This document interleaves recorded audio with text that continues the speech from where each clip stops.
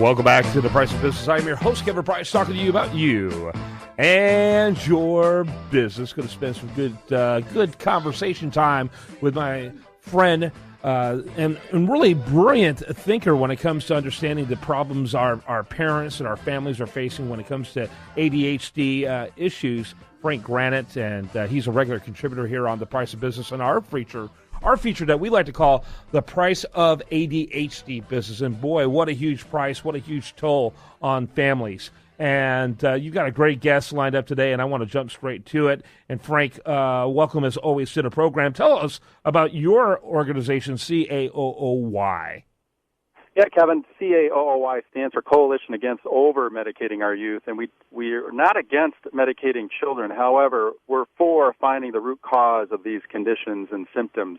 And we basically help parents, families, and educators understand those risk factors. And there's three classes, Kevin. There's nutritional, physiological, and environmental or ecological. And today, our guest, we're going to focus on the environmental piece here. Her name is Ashley Malin. She's a master. She obtained her master's degree at York University in Toronto, and she's now completing her doctoral work at the university, at York University.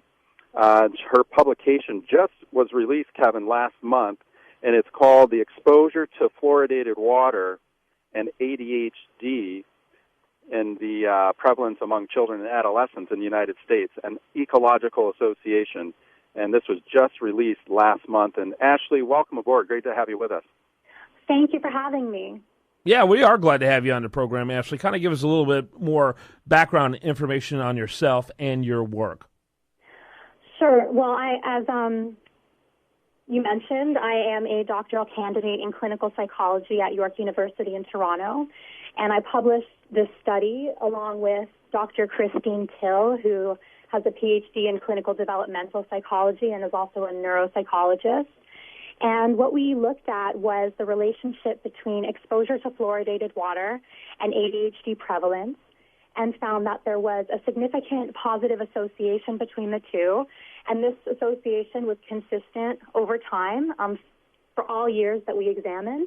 And in the case of artificially fluoridated water, the findings showed that there was a significant, that basically higher prevalence of artificially fluoridated water significantly predicted ADHD prevalence after controlling for median household income, which is a measure of socioeconomic status. Yeah. So, and Ashley, I got a quick question, though. On that you mentioned this is a study in the United States with children and adolescents. In Canada, like our rates of clinical diagnosis for ADHD here in the States is about 11 to 12%. What's going on in Canada right now? Are you guys as high, or what's going on up there? We're not as high here. It is lower. I think it varies per province, but I believe it's on average about 5%. Okay. Yeah, but there are different measures of that. Yeah, that's interesting. Let me ask you, this is now kind of like a series we've been doing. I find this fascinating that I really was never aware of this as an issue about fluoridation and what it could do from an ADHD perspective. But is it more profoundly going to impact an adolescent than it would an adult who's drinking fluoridated water? And if so, why? Okay, well, basically, fluoride has been shown to have adverse neurodevelopmental effects. And as with many environmental toxins, the infant brain and the developing brain, even prenatally, is more susceptible to those effects. For one reason, because the blood-brain barrier isn't fully developed during that time. So it's much more easy for neurotoxins to penetrate it and exert their effects. Hey, Ashley, in your publication, now, is this a direct correlation, like your research, and I briefly read over it and kind of went through it, is there a direct correlation between fluoridated water and the onset of ADHD or more prevalence in kids especially? Yes, it is a direct correlation. And like I said, one that was consistent over time, one that was maintained after controlling for socioeconomic status. Of course, there are more studies needed to determine causality and potential mediating and moderating factors of this relationship, but this really was the first study to systematically examine the relationship between exposure to fluoridated water and ADHD in humans. So one of our main conclusions is that this is an area that should be studied, especially because there's such a strong theoretical and mechanistic link between the two in the pre-existing literature. What we need to work on now is elucidating the empirical association between these two factors. By the way, where can one see the study, or at least results from it? You can go to eHealth. Oh, I forget the exact. It's the environmental journal. The journal is called Environmental Health, and the website, I believe, is ehjournal.net, I believe. And Ashley, we also have that posted on our site, which is caooy.org. So for our listeners, your work is there in bold, if you will. But what do you think about national, and Kevin, this is like a corporate business question.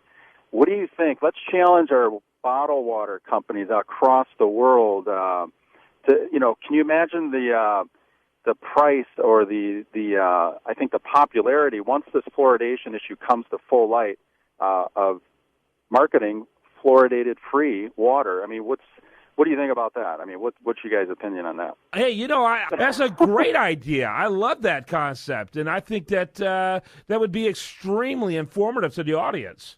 Yeah, so I mean, these are these little things, and Ashley, and like the work that you're doing, these young minds, these doctors that are coming out now, whether it be a physician, medical doctor, or even their PhD scientists across the country that are really taking an active position, and the work you do is just a testament to where we need to go with this issue, and it's just the research that you've done is just great.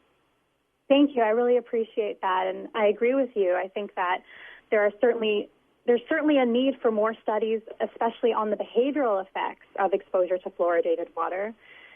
And it's a shame that these studies weren't done prior to the implementation of the policy, but better late than never. And well, that's Kevin's, Ashley, that's Kevin's forte. He's public health policymaker, right, Kevin? I mean, once the people speak, what do you think? I mean, where are we going with this? Yeah, I think obviously that we need to make people more and more aware of this type of thing, and I get really cynical. I almost think the larger, there's people that benefit from a system that has people who are being harmed in this sort of way. I know that sounds kind of crazy. I begin to wonder how much of this is accidental, because there's been concerns about fluoridation for decades, hasn't there, Ashley?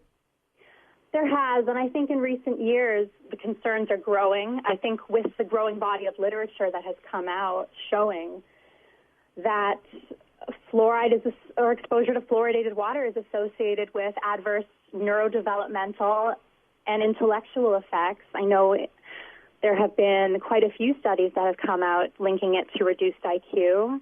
One that comes to mind is a meta-analysis out of Harvard that showed an average of a 7-point IQ reduction when comparing those living in communities with high concentrations of fluoride in their water versus low concentrations.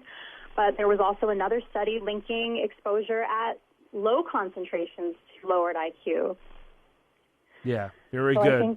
We got to begin to wrap it up, but I do want final thoughts from Frank. And by the way, caooy.org. Final thoughts, Frank?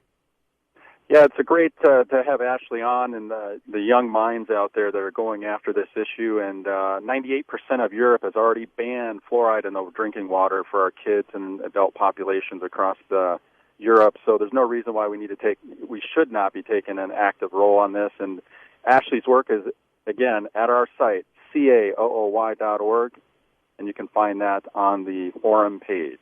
Let me ask you, how long have you been aware of this, Frank? How long has this been on your radar screen?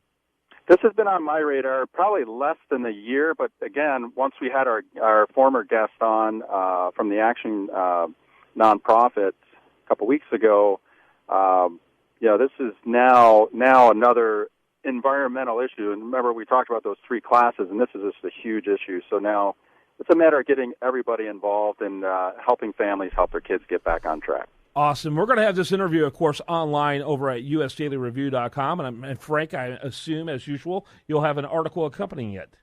It's coming soon. All right. Thanks so much, Ashley, for being with us. Thank you for having me. Thank you, Ashley. You bet. When we come back, much more for you. Do want to remind you, best content here shows up over there at usatoreview.com. This is The Price of Business.